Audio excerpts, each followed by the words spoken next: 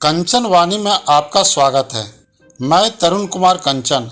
आज हम बात करेंगे महाराजा धृतराष्ट्र के प्रधानमंत्री महात्मा विदुर की तपोस्थली की। उत्तर प्रदेश के बिजनौर जनपद मुख्यालय से 10 किलोमीटर दूर दारागंज में विदुर कुटी है। महात्मा विदुर ने महाभारत युद्ध के समय महिलाओं को सुरक्षित स्थान पर रखने के लिए गंगा के किनारे पर स्थान तय किया था। महिलाओं के होने के कारण इसका नाम दारा नगर यानी स्त्रियों का नगर पड़ गया। विदुर कुटी के पुजारी ने बताया कि विदुर जी महाभारत युद्ध को रोकना चाहते थे। उन्होंने धृतराष्ट्र से पांडवों को आधा राज्य देने को कहा था। धृतराष्ट्र द्वारा अपमान किए जाने पर विदुर यहाँ से चले गए। इस स्थान पर उन्होंने तपस्या की। विदुर कुटी को बिरला मंदिर भी कहते हैं। बिरला द्वारा इस मंदिर का निर्माण कराया गया था जो 1978 में पूरा हुआ। वर्तमान में इस स्थान से गंगा करीब 2 किलोमीटर दूर हो गई है। प्रांगण में विदुर जी की विशाल मूर्ति स्थापित है। इसका अनावरण पूर्व राष्ट्रपति डॉक्टर राजेंद्र प्रसाद ने 3 नवंबर 1960 में किया था। अब जानते हैं इस मंदिर के पौराणिक महत्व को। 5000 साल पूर्व महाभारत कालीन इतिहास में विदुर कुटी का अपना एक अलग महत्व है।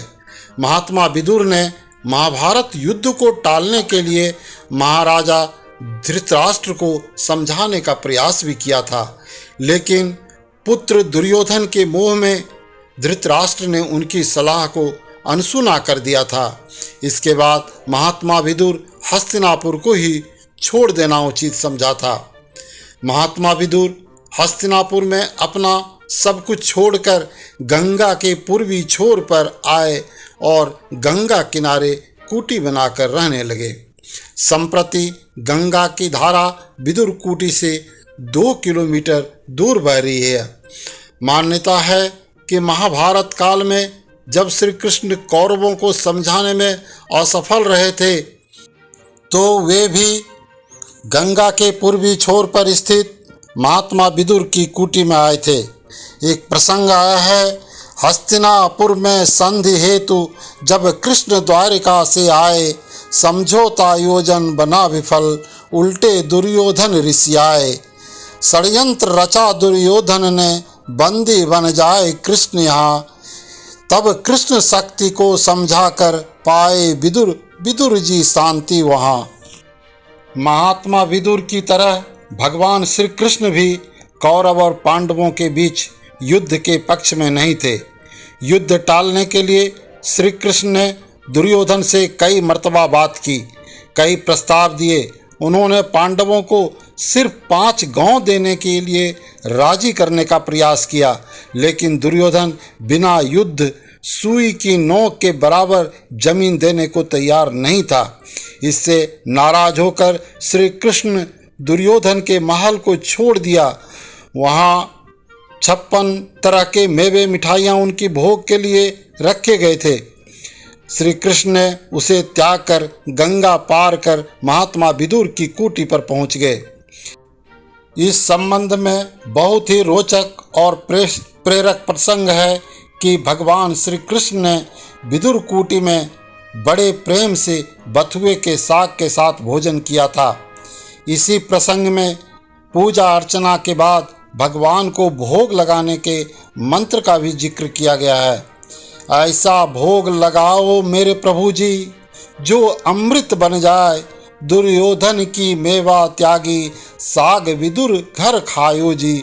इस मंत्र में महात्मा विदुर का जिक्र है। सूरदास के पद में भी इसका वर्णन किया गया है। सबसे ऊंची प्रेम सगाई, दुर्योधन की मेवा त्यागी, साग विदुर घर पाई। सूर के इस पद में जिस विदुर घर की बात कही जा रही है वह यही विदुर कुटी है। मान्यता है कि भगवान श्री कृष्ण की कृपा से इस क्षेत्र में हमेशा बथुआ मिलता है।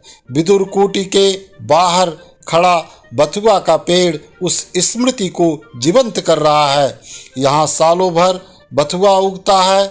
यहाँ आने वाले भक्त प्रसाद के रूप में यही लेकर जाते हैं।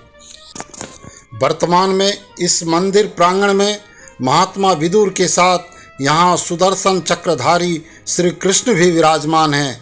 धृतराष्ट्र, संजय, कौरवों की सभा में द्रौपदी का चीरहरण, अर्जुन का उपदेश देते हुए श्री कृष्ण आदि प्रसंगों को यहाँ सुंदर चित्रों द्वारा चित्रित किया गया है।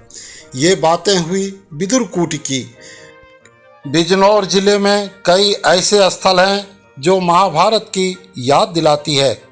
चांदपुर का देवी मंदिर पांडवों की आस्था से जुड़ा है। यहाँ बरगद का प्राचीन वृक्ष है। मठ में काली माता विराजमान है। उनके सामने माँ दुर्गा की प्रतिमा है। मान्यता है कि पांडव यहाँ देवी की पूजा अर्चना के लिए आते थे। विदुरकूटी से करीब 25 किलोमीटर दूर सेंधवार नाम की एक जगह है जो सैन्य द्वार का अभ्रंश है। कहते हैं महाभारत काल में यहाँ सेना रहती थी। धन्यवाद।